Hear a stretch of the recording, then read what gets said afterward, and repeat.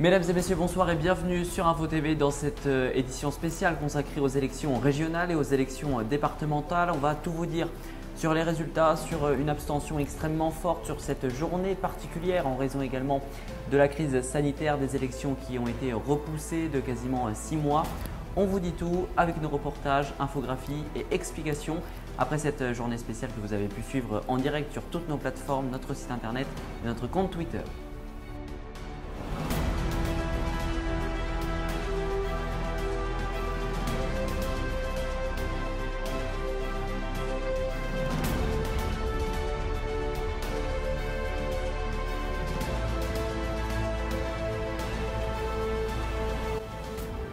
Et on commence tout de suite avec les résultats de ces élections régionales et départementales résumés dans ce reportage.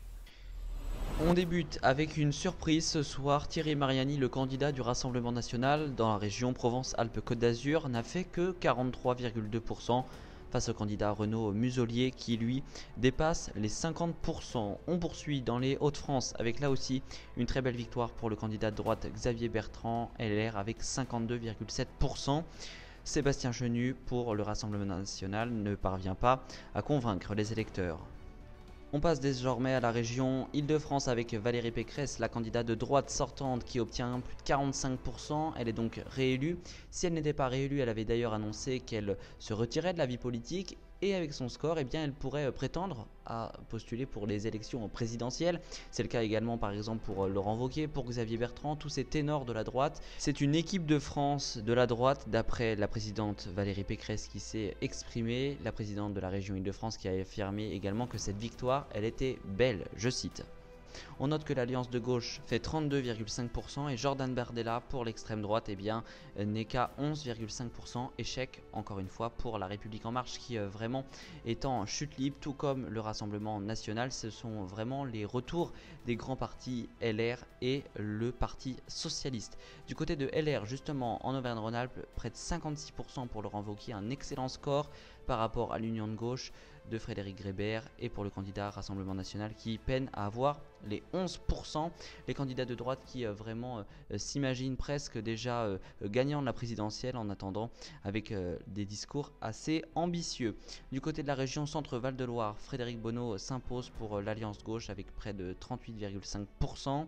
Le RN reste stable aux alentours de 22,7% et encore une fois Marc Fesneau pour La République En Marche est dernier. Dernier aussi, le candidat LREM en Bourgogne-Franche-Comté qui fait même pas 10%. Belle victoire pour le Parti Socialiste avec près de 42,5%.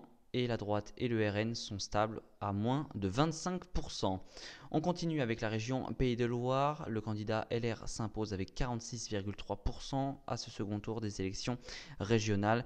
Le RN et LREM sont encore une fois très faibles, avec notamment François de Rugy à 8,3%. Dans le Grand Est, Laurent Jacobelli du Rassemblement National fait plus de 27%. Échec pour La République En Marche avec 18%. Et Jean Rantner pour les Républicains s'impose avec 39%. En Corse, là où un électeur sur deux s'est mobilisé, c'est le Parti autonome avec 39,7% qui s'impose. Simeoni qui devance largement ses adversaires, notamment le Parti autonome avec 15,2% et le Parti indépendantiste avec 13%. La droite reste au coude à coude avec 32,1%.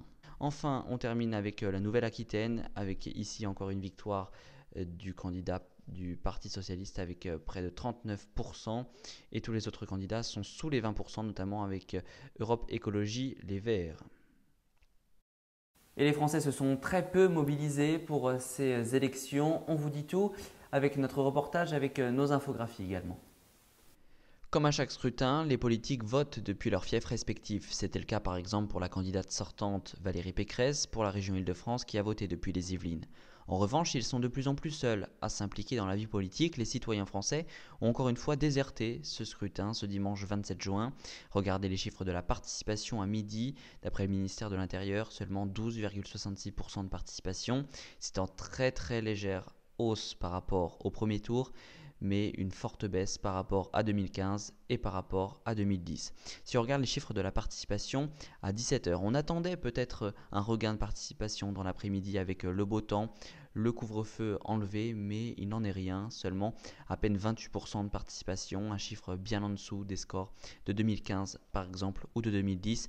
Encore une fois, en très légère hausse par rapport au premier tour des élections du dimanche 20 juin. Si on zoome par exemple, eh bien on peut se rendre compte qu'il y a de larges disparités dans les régions. En Corse, en PACA, les citoyens se sont assez mobilisés. En revanche, dans le Grand Est, en Ile-de-France, on vote beaucoup moins. Les électeurs ont leurs habitudes. Enfin, le chiffre de l'abstention à 20 h pour ces régionales second tour, selon l'IFOP, 65,5%. C'est en très légère baisse par rapport à la semaine dernière, mais en très nette hausse par rapport à 2015 ou 2010. Des Français qui ne se sont donc très peu mobilisés, malgré les nombreux appels des politiques qui appelaient à un sursaut, notamment au Rassemblement national. Certains spécialistes avaient misé sur le couvre-feu, d'autres avaient misé sur le manque de clarté de la propagande électorale qui avait été peu distribuée dans certains quartiers par les sociétés Adexo. Il n'en est rien, les Français ne se sont que très peu mobilisés, encore une fois, ce dimanche pour le second tour. On en vient aux personnalités politiques qui ont voté. Petit tour de France avec ce reportage. Ce matin, le premier grand personnage politique, c'était Édouard Philippe qui a voté depuis son fief dans le Havre. Vient ensuite en PACA depuis Marseille Renaud Muselier, le candidat LR qui a voté pour la région PACA Forts Enjeux. Sébastien Chenu a voté dans les Hauts-de-France pour le Rassemblement national. L'ancien président Nicolas Sarkozy lui a voté depuis Paris. À 10 h, le candidat Rassemblement national pour l'Île-de-France, Jordan Bardella, a voté dans son fief de Seine-Saint-Denis, une semaine après la polémique sur une assesseuse qui avait été voilée. Jean Castex, lui, a voté dans les Pyrénées-Orientales, aux alentours du milieu de matinée. À Prades, Xavier Bertrand, pour les LR dans les Hauts-de-France, a voté lui à 11 h. En Auvergne-Rhône-Alpes, c'est la candidate Najat Vallaud-Belkacem qui a voté depuis Villeurbanne dans le Rhône. Laurent Wauquiez a voté depuis la Haute-Loire, pour l'Auvergne-Rhône-Alpes également. Jean-Luc Mélenchon pour la France Insoumise a voté depuis Marseille. En ce qui concerne Paris, eh bien, Julien Bayou a voté depuis le 10e arrondissement pour l'Alliance gauche et écologiste pour la région Île-de-France. La présidente du Rassemblement national, elle a voté à 11 h 30 depuis son fief d'Hénin-Maumont dans le Nord-Pas-de-Calais. Et enfin, c'est depuis le Touquet où ils étaient en week-end que le couple présidentiel a voté. Et vous voyez qu'ensuite ils ont fait un bain de foule d'après ces images du 27 juin, images signées de l'AFP. C'est la fin de cette édition spéciale. Merci à tous de nous avoir suivis toute la journée en direct sur nos plateformes. Merci d'avoir suivi cette édition spéciale. Regardez, nos coordonnées s'affichent sur votre écran. Et si vous voulez plus d'informations, vous pouvez bien évidemment consulter notre site internet infotvgroup.wixsite.com/infotv. Le lien est dans la description de la vidéo, également sur notre compte Twitter. Vous avez pu suivre en direct cette journée électorale. Très belle soirée